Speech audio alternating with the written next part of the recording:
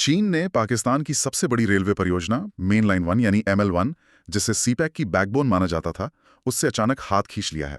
इसके पीछे कई रीजंस हैं। पाकिस्तान की इकोनॉमिक क्राइसिस, चाइनीज वर्कर्स पर लगातार हो रहे अटैक्स और शायद बीजिंग के अपने स्ट्रेटेजिक कंसर्न्स भी। अब पाकिस्तान इस प्रोजेक्ट के लिए एशियन डेवलपमेंट बैंक यानी ADB से फंडिंग की कोशिश कर रहा है। जाहिर है, इससे चाइना पाक रिलेशंस और पूरे सीपैक फ्रेमवर्क पर बड़ा इंपैक्ट पड़ना तय है। नमस्कार दोस्तों, आप सुन रहे हैं यूपीएससी सिविल 360, जहां बिना स्क्रीन देखे सिर्फ सुन के रह सकते हैं 24/7 अपडेटेड, बिल्कुल यूपीएससी इनसाइट्स के साथ। तो चलिए आज हम इस पूरे मामले की गहराई से पड़ताल करते हैं। सबसे पहले ये समझना जरूरी है कि ये मेन लाइन 1 यानी ML1 प्रोजेक्ट आखिर है क्या और क्यों इसे सीपैक का कॉर्नरस्टोन मतलब इतनी इंपॉर्टेंस दी जा रही थी। बिल्कुल। ML1 एसेंशियली पाकिस्तान की मेन रेलवे आर्टरी है, आप कह सकते हैं। इमेजिन कीजिए, ये एक लगभग 1700 किलोमीटर लंबी रेलवे लाइन है। 1700 किलोमीटर काफी लंबी है। हाँ। ये साउथ में कराची पोर्ट सिटी से शुरू होती है, फिर देश के हार्टलैंड से गुजरती हुई नॉर्थ वेस्ट में पेशावर तक जाती है। पेशावर अफगान बॉर्डर के काफी करीब है। तो ये सिर्फ एक रेलवे लाइन नहीं है, बल्कि पाकिस्तान की इकोनॉमी और कनेक्टिविटी की लाइफ लाइन है एक तरह से। सदियों पुरानी ये लाइन है और आज भी पाकिस्तान का मेजॉरिटी फ्रेट और पैसेंजर ट्रैफिक इसी रूट से चलता है। अच्छा, और इस प्रोजेक्ट का स्कोप क्या था? मतलब क्या सिर्फ पटरियां बदलनी थी या कुछ और भी? नहीं, ये उससे कहीं ज्यादा एम्बिशियस प्लान था। इसमें जो एग्जिस्टिंग सिंगल ट्रैक सेक्शंस थे, उन्हें डबल ट्रैक में बदलना था। डबल ट्रैकिंग, हाँ, ताकि ट्रेन साइमल्टेनियसली दोनों डायरेक्शंस में चल सकें, एफिशिएंसी बढ़े। फिर पूरी लाइन पर मॉडर्न सिग्नलिंग और टेलीकम्युनिकेशन सिस्टम्स इंस्टॉल करने थे। Okay, modern system. जी, इससे सेफ्टी इंप्रूव होती है और ट्रेन ऑपरेशंस भी स्मूदर होते। पैसेंजर ट्रेन्स की डिजाइन स्पीड को, जो अभी 65 से 105 किलोमीटर प्रति घंटा है, उसे बढ़ाकर 140 हत्ता की 160 किलोमीटर पर आवर तक ले जाना था। Oh wow, 160! इससे तो ट्रैवल टाइम काफी कम हो जाता। एग्जैक्टली, कराची से पेशावर का ट्रैवल टाइम ड्रास्टिकली कम हो जाता। और सिर्फ पैसेंजर ही नहीं, फ्रेट ट्रेन्स की स्पीड भी 120 किलोमीटर पर आवर तक बढ़ाने का प्लान था। ताकि माल ढुलाई तेज हो सके। हाँ, गुड्स ट्रांसपोर्ट तेज हो, लॉजिस्टिक्स कॉस्ट्स कम हो। Basically it was a complete overhaul and modernisation project. पूरी तरह से नया बनाना था इसको। Sounds massive. इसकी एस्टिमेटेड कॉस्ट क्या थी? अंदाजन इनिशियली जब ये शुरू हुआ था बैक इन 2016-17, तब इसकी कॉस्ट रफली $6.8 बिलियन एस्टिमेट की गई थी। $6.8 बिलियन। हाँ, हाउएवर, जैसा कि अक्सर होता है लार्ज इंफ्रास्ट्रक्चर प्रोजेक्ट्स के साथ, डिलेज हुए, प्लानिंग में चेंजेस हुए, तो ये फिगर सर्टेनली अब कहीं ज्यादा हो गया होगा। पॉसिबली कुछ एस्टिमेट्स कहते हैं कि 9 या 10 बिलियन डॉलर्स के करीब पहुंच गया होगा, दो ऑफिशियल रिवाइज्ड फिगर्स हमेशा क्लियर नहीं होते। और यही ML1 project China Pakistan economic corridor यानी सीपैक का सिंगल लार्जेस्ट प्रोजेक्ट था, सबसे बड़ा अकेला प्रोजेक्ट। ओके, और सीपैक का ब्रॉडर कॉन्टेक्स्ट क्या है? ये BRI से कैसे जुड़ा है? थोड़ा ये भी समझा दीजिए। जरूर। देखिए, सीपैक खुद चाइना के बहुत बड़े global belt and road initiative यानी BRI का एक फ्लैगशिप प्रोजेक्ट है। BRI, हाँ, वो तो काफी सुना है। जी, BRI चीन का एक स्ट्रेटेजिक इनिशिएटिव है। इसके तहत वो एशिया, यूरोप, अफ्रीका और उससे भी आगे इंफ्रास्ट्रक्चर प्रोजेक्ट्स फंड और बिल्ड कर रहा है, जैसे ports, railways, highways, energy pipelines वगैरह। मकसद है ग्लोबल ट्रेड रूट्स पर अपना इन्फ्लुएंस बढ़ाना। अच्छा। और सीपैक इस BRI का एक क्रिटिकल कंपोनेंट है। इसका मेन एम है चाइना के लैंडलॉक्ड वेस्टर्न जिनजियांग रीजन को पाकिस्तान के स्ट्रेटेजिक ग्वादर पोर्ट से कनेक्ट करना, जो अरेबियन सी पर है। ग्वादर पोर्ट, हाँ, ये भी स्ट्रेटेजिक है। बिल्कुल, ये चाइना को इंडियन ओशन तक एक शॉर्टर ऑल्टरनेटिव ट्रेड रूट देता है, जो मलक्का स्ट्रेट वाला लंबा रूट है उसे बाईपास करके। इसमें सिर्फ ट्रांसपोर्ट इंफ्रास्ट्रक्चर ही नहीं है, सीपैक में एनर्जी प्रोजेक्ट्स भी हैं, स्पेशल इकोनॉमिक जोन्स हैं, फाइबर ऑप्टिक कनेक्टिविटी भी शामिल है। तो मतलब पूरा पैकेज है एक तरह से। हाँ, बिल्कुल। So CPEC is meant to be a game changer for Pakistan economy, जिसे चाइनीज इन्वेस्टमेंट फ्यूल करेगा, और ये स्ट्रेटेजिकली चाइना के लिए वाइटल है। और ML1 को सीपैक के ट्रांसपोर्ट नेटवर्क की स्पाइन, रीढ़ की हड्डी माना जाता था। Okay, let's unpack this. अगर ये प्रोजेक्ट इतना क्रूशियल था, सीपैक की स्पाइन था, तो फिर चीन ने इससे हाथ पीछे क्यों खींच लिए? ये फैसला अचानक तो नहीं हुआ होगा जैसा आपने कहा।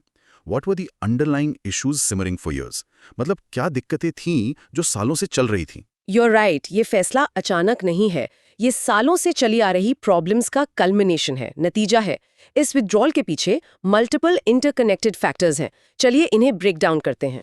सबसे पहले प्रोजेक्ट इम्प्लीमेंटेशन में कंसिस्टेंट डिलेज हुए। 2015-16 में अनाउंस तो हो गया, लेकिन जमीन पर काम बहुत स्लोली प्रोग्रेस कर रहा था। डिलेज क्यों हो रहे थे? Was it just bureaucratic red tape? मतलब सरकारी कामकाज की धीमी रफ्तार? ब्यूरोक्रेसी का रोल तो था, लेकिन उससे बड़े इश्यूज थे। प्राइमरीली फाइनेंशियल टर्म्स पर अग्रीमेंट नहीं बन पा रहा था। पाकिस्तान शुरू में चाइनीज लोन्स के लिए सॉवरेन गारंटी देने में हेजिटेंट था, हिचकिचा रहा था। सॉवरेन गारंटी इसका मतलब क्या है? सॉवरेन गारंटी का मतलब है कि अगर प्रोजेक्ट ऑपरेटर, मान लीजिए पाकिस्तान रेलवेज, लोन रीपे नहीं कर पाता तो पाकिस्तान गवर्नमेंट खुद वो डेट चुकाने की जिम्मेदारी लेगी। अच्छा, सरकार गारंटी देगी। हाँ, पाकिस्तान शायद श्रीलंका के हम्बनटोटा पोर्ट वाले एक्सपीरियंस से कॉशियस था। याद है, श्रीलंका जब डेट चुकाने में फेल हुआ तो उसे वो पोर्ट चाइना को 99 इयर्स की लीज पर देना पड़ा था। हाँ हाँ, वो तो बड़ी खबर थी। तो पाकिस्तान शायद वैसा potential debt trap scenario avoid करना चाहता था, और ये गारंटी वाली निगोसिएशन सालों तक चलती रही, अग्रीमेंट नहीं हो पाया। And then the security situation escalated. फिर सुरक्षा का मुद्दा गंभीर हो गया। Precisely. That became a major, perhaps decisive factor. हाँ, वो शायद सबसे बड़ा कारण बन गया। चाइनीज नेशनल्स और उनके प्रोजेक्ट्स पर अटैक्स लगातार बढ़ रहे थे। कहाँ पर? स्पेशली बलोचिस्तान में, जहां बलोच लिबरेशन आर्मी जैसे सेपरेटिस्ट ग्रुप्स सीपेक को निशाना बनाते रहे हैं। उनका कहना है कि सीपेक लोकल रिसोर्सेज को एक्सप्लॉइट कर रहा है और लोकल पॉपुलेशन को बेनिफिट नहीं हो रहा। खैबर पख्तूनख्वा प्रोविंस में भी इंसिडेंट्स हुए हैं। हालांकि पाकिस्तान ने चाइनीज पर्सनल की सिक्योरिटी के लिए एक स्पेशल सिक्योरिटी डिवीजन SSD बनाई थी, जिसमें थाउजेंड्स ऑफ पर्सनल डिप्लॉय किए गए थे, बट अटैक्स कंटिन्यूड, हमले रुके नहीं। Here's what I guess really interesting. क्या कोई स्पेसिफिक टिपिंग पॉइंट था? कोई ऐसी घटना जिसके बाद चीन ने तय कर लिया कि बस अब नहीं? लगता तो है। जो मार्च 2024 में खैबर पख्तूनख्वा के शांगला डिस्ट्रिक्ट में सुसाइड बॉम्बिंग हुई थी, वो एक क्रिटिकल टर्निंग पॉइंट लगता है। शांगला हमला, हाँ। इस अटैक में 5 चाइनीज इंजीनियर्स मारे गए थे। वो डासू हाइड्रो पावर प्रोजेक्ट पर काम कर रहे थे, जो खुद भी एक सीपेक रिलेटेड प्रोजेक्ट है। This incident caused significant outrage and concern in Beijing. चीन में काफी गुस्सा और चिंता थी इसे लेकर। रिपोर्ट्स बताती हैं कि इसके बाद चाइना ने पाकिस्तान से सिक्योरिटी मेजर्स को ड्रास्टिकली एनहांस करने की डिमांड की। डिमांड? किस तरह की डिमांड? बात यहां तक पहुंच गई कि चाइना ने रिपोर्टेडली इंसिस्ट किया कि वो अपने सिटीजन्स की प्रोटेक्शन के लिए अपनी सिक्योरिटी फोर्सेस या प्राइवेट सिक्योरिटी कंपनीज को पाकिस्तान में डिप्लॉय करना चाहता है। अपनी सेना या सिक्योरिटी कंपनीज पाकिस्तान में? That must have been politically unacceptable for Pakistan. ये तो पाकिस्तान के लिए मानना बहुत मुश्किल रहा होगा। Extremely sensitive. हाँ, बहुत संवेदनशील मुद्दा था। किसी भी सॉवरेन नेशन के लिए अपनी जमीन पर फॉरेन मिलिट्री या सिक्योरिटी प्रेजेंस को अलाउ करना पॉलिटिकली एक्सप्लोसिव होता है। पाकिस्तान गवर्नमेंट पर जबरदस्त डोमेस्टिक प्रेशर था कि वो ऐसा ना करे। तो सिक्योरिटी अरेंजमेंट्स पर ये जो इम्पैस बना, डेडलॉक हुआ, combined with the ongoing financial disagreements और पाकिस्तान की बिगड़ती इकोनॉमिक क्राइसिस, इन सब ने मिलकर एक परफेक्ट स्टॉर्म खड़ा कर दिया। तो सिक्योरिटी के अलावा पाकिस्तान की इकोनॉमिक सिचुएशन का कितना डायरेक्ट रोल था इसमें? अ वेरी डायरेक्ट रोल, बहुत सीधा रोल था। पाकिस्तान इस समय एक strict IMF bail out programme के तहत है। हाँ, IMF प्रोग्राम। और IMF प्रोग्राम्स अक्सर कंडीशनैलिटीज के साथ आते हैं, शर्तों के साथ। और पाकिस्तान के लिए रिपोर्टेडली एक की कंडीशनैलिटी ये थी कि वो अपने बढ़ते एक्सटर्नल डेट को कंट्रोल करने के लिए लार्ज फॉरेन लोन्स पर नई सॉवरेन गारंटीज देने से बचें या उन्हें लिमिट करें। अच्छा, IMF ने भी मना किया था गारंटी देने से? डायरेक्टली मना किया या नहीं ये कहना मुश्किल है, पर शर्तें ऐसी थीं कि गारंटी देना मुश्किल हो गया। So even if the Pakistani government चाहती भी कि वो चाइना को ML1 के लिए गारंटी दे दे, उसके हाथ IMF अग्रीमेंट से बंधे हुए थे। प्लस प्रोजेक्ट की कॉस्ट जो लगातार बढ़ रही थी, उसने भी डेट रिडन पाकिस्तान के लिए कमिटमेंट देना और मुश्किल बना दिया। और चाइनीज लेंडर्स के लिए भी ये प्रोजेक्ट कम अट्रैक्टिव हो गया होगा। बिना स्ट्रॉन्ग गारंटीज के रिस्क बढ़ रहा था। So security failures, financial disagreements, Pakistan's IMF constraints, क्या और भी कुछ है? Is China itself reevaluating its BRI strategy? क्या चीन खुद अपनी BRI रणनीति पर पुनर्विचार कर रहा है? That's the third layer. ये तीसरा पहलू हो सकता है, एक potential strategic reevaluation by China. Analyst के बीच ये सेंस बढ़ रहा है कि चाइना अब मैसिव BRI इन्वेस्टमेंट्स को लेकर ज्यादा कॉशियस, ज्यादा रिस्क अवर्स हो रहा है। मतलब अब फूंक कर कदम रख रहा है। हाँ, कुछ वैसा ही। स्पेशली उन देशों में जो पॉलिटिकली अनस्टेबल हैं या इकोनॉमिकली फ्रिजाइल हैं। हो सकता है वो अब ऐसे प्रोजेक्ट्स की तरफ शिफ्ट कर रहे हों जिनकी इकोनॉमिक वायबिलिटी ज्यादा क्लियर हो, सिक्योरिटी बेहतर हो, या फिर शायद वो अब रिस्क शेयरिंग वाले मॉडल्स को प्रेफर कर रहे हों, जैसे वर्ल्ड बैंक या ADB जैसी मल्टीलैटरल इंस्टीट्यूशंस के साथ मिलकर रिस्क शेयर करना, बजाय इसके कि पूरा फाइनेंशियल और सिक्योरिटी बर्डन अकेले उठाएं। हाँ, ये इंटरेस्टिंग पॉइंट है। हाँ, तो ML1 से पीछे हटना इसी ब्रॉडर रिकैलिब्रेशन का साइन हो सकता है। Initial high risk, high visibility project से हटकर पोटेंशियली ज्यादा सस्टेनेबल इन्वेस्टमेंट्स की तरफ जाना, भले ही उन पर चीन का यूनिलैटरल कंट्रोल कम हो। तो चीन के पीछे हटने के बाद पाकिस्तान का प्लान B क्या है? आपने शुरू में ADB का जिक्र किया था, Asian development bank. Yes, Pakistan अब एक्टिवली ADB से फंडिंग सीख कर रहा है। रिपोर्ट्स के मुताबिक उन्होंने करीब $2 बिलियन रिक्वेस्ट किए हैं। $2 बिलियन, लेकिन ओरिजिनल कॉस्ट तो 6.8 बिलियन थी, जो अब शायद 9-10 बिलियन हो गई होगी। तो 2 बिलियन तो पूरे प्रोजेक्ट के लिए काफी नहीं है। बिल्कुल नहीं। Clearly $2 billion is not enough for the entire 1700 kilometre upgrade.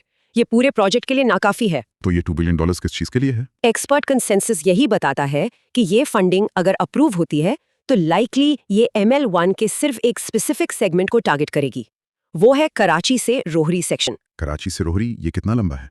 ये रफली 500 किलोमीटर लंबा है। प्राइमरीली सिंध प्रोविंस में पड़ता है। Why this particular section? ये ही क्यों चुना? इसकी क्या सिग्निफिकेंस है? देखिए, ये कराची रोहरी सेक्शन आर्ग्यूबली पूरी लाइन का सबसे कमर्शियली वाइटल हिस्सा है।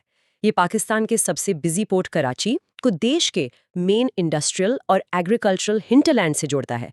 पाकिस्तान का एक सिग्निफिकेंट पोर्शन जो इंटरनल फ्रेट मूवमेंट का है वो इसी स्ट्रेच पर होता है।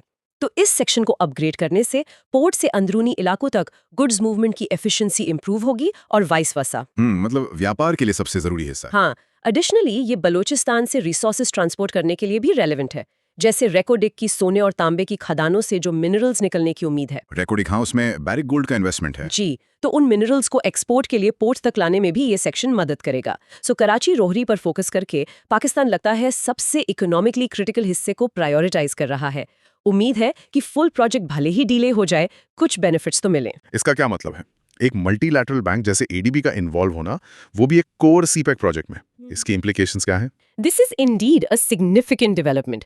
ये वाकई एक अहम मोड़ है, पोटेंशियली एक मेजर शिफ्ट मार्क कर सकता है। अगर एडीबी इसे फंड करता है तो ये पहली बार होगा जब कोई core CPEC infrastructure project exclusively Chinese state backed loans के बजाय किसी मेजर मल्टीलैटरल डेवलपमेंट बैंक द्वारा फाइनेंस किया जाएगा। पहली बार? ओके। हाँ, इसके इम्प्लीकेशंस मल्टीफैसेटेड हैं। कई पहलू हैं इसके।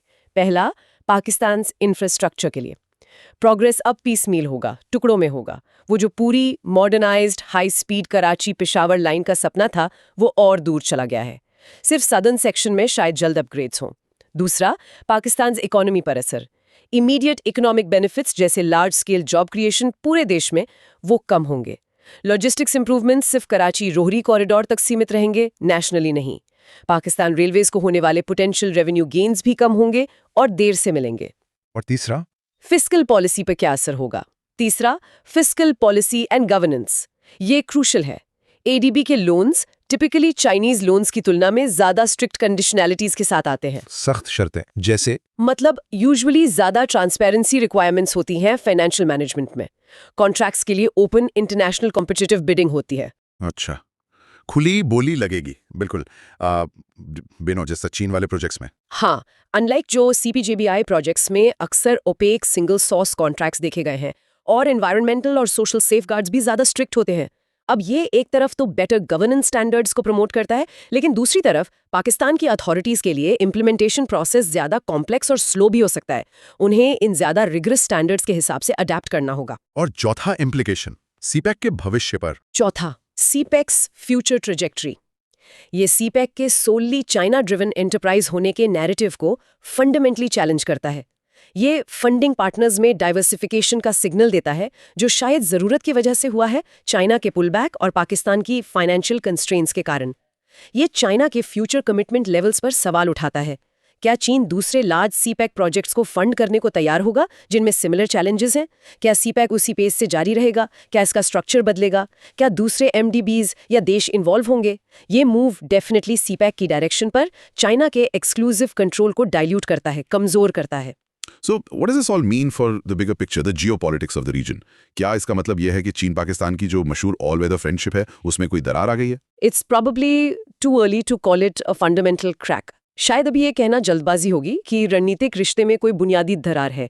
इसे एक रिकैलिब्रेशन समझना बेहतर होगा या एक एडजस्टमेंट जो जमीनी हकीकत की वजह से हुआ है। रिकैलिब्रेशन, समायोजन। हाँ, चाइना के स्ट्रेटेजिक इंटरेस्ट्स पाकिस्तान में अब भी काफी सब्सटेंशियल हैं। ग्वादा पोर्ट का एक्सेस अरेबियन सी तक वो अभी भी क्रूशल है। चाइना पाकिस्तान के एनर्जी सेक्टर में बड़ा इन्वेस्टर है और शायद सबसे इंपॉर्टेंट, चाइना पाकिस्तान का सबसे बड़ा मिलिट्री हार्डवेयर सप्लायर है। तो वो जो डीप स्ट्रेटेजिक अलाइनमेंट है वो रातों रात गायब होने वाला नहीं है। हाउएवर, ये ML1 वाला development certainly significant geopolitical ripples पैदा कर रहा है। इसके भू राजनीतिक असर जरूर है। वो रिपल्स क्या हैं? How does it affect the narrative around BR CPEC? ये बीआरसीपैक की कहानी को कैसे प्रभावित करता? फर्स्ट, ये BRI और सीपैक दोनों के नैरेटिव और प्रेस्टीज पर एक डेफिनेट डेंट है।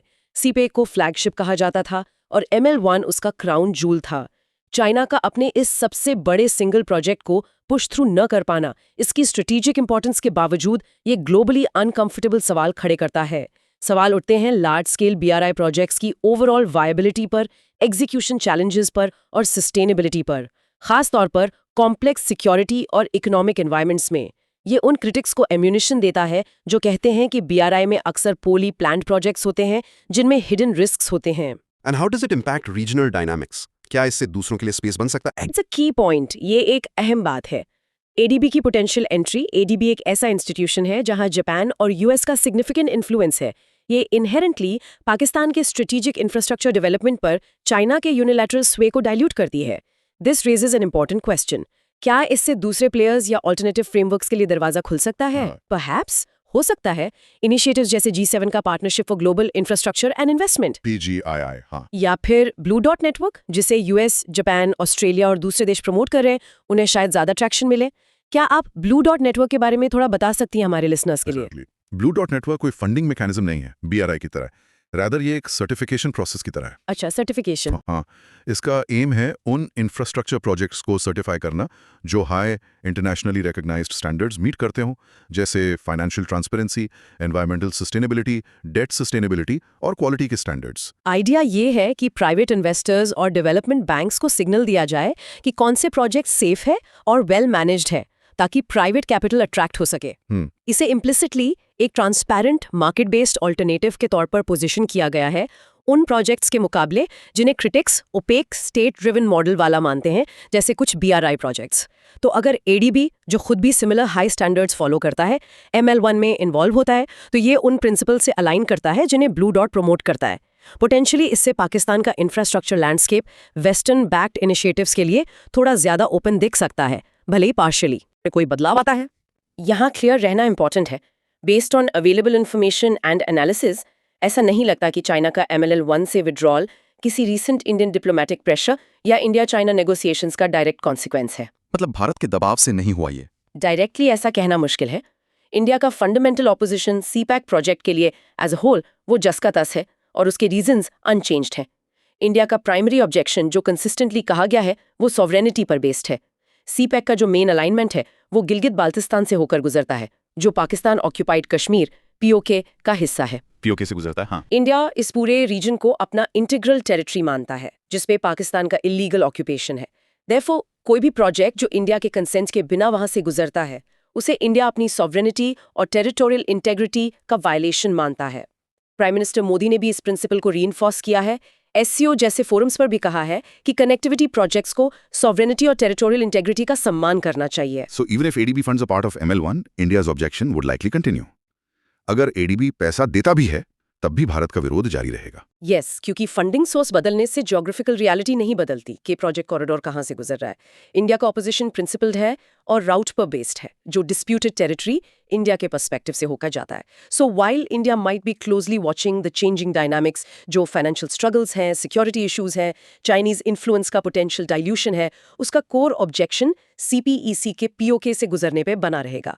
हो सकता है न्यू दिल्ली में इस डेवलपमेंट को CPEC से जुड़े इनहेरेंट कॉम्प्लेक्सिटीज और रिस्क्स के अंडरस्कोरिंग के तौर पे देखा जाए, जिन्हें शायद इंडिया ने एंटिसिपेट किया था, बट ये फंडामेंटल सॉवरेनिटी इशू को ऑल्टर नहीं करता। फाइनली आपने ग्वादर पोर्ट का जिक्र किया था पहले। इसे अक्सर चाइना की स्ट्रिंग ऑफ पर्ल्स स्ट्रैटेजी का हिस्सा माना जाता है इंडियन ओशन में। ये जो ML1 में सेटबैक हुआ है, ये उस ब्रॉडर स्ट्रैटेजी को पोटेंशियली कैसे अफेक्ट कर सकता है? पर्ल्स एक जियोपॉलिटिकल थ्योरी है जो इंडियन ओशन रीजन में चाइना के पोर्ट्स और नेवल फैसिलिटीज के नेटवर्क को डिस्क्राइब करती है। जैसे पाकिस्तान में गवादर, श्रीलंका में हैम्बनटोटा, बांग्लादेश में चित्तगोंग, म्यांमार में क्योक्प्यू, मोतियों की माला। हाँ। आइडिया ये है कि ये पर्ल्स चाइना को पावर प्रोजेक्ट करने और अपने सी लाइंस ऑफ कम्युनिकेशन को सिक्योर करने में मदद कर सकते हैं। गवादर इस एलेज्ड स्ट्रिंग में एक क्रिटिकल पर्ल है जो अरेबियन सी तक डायरेक्ट एक्सेस देता है।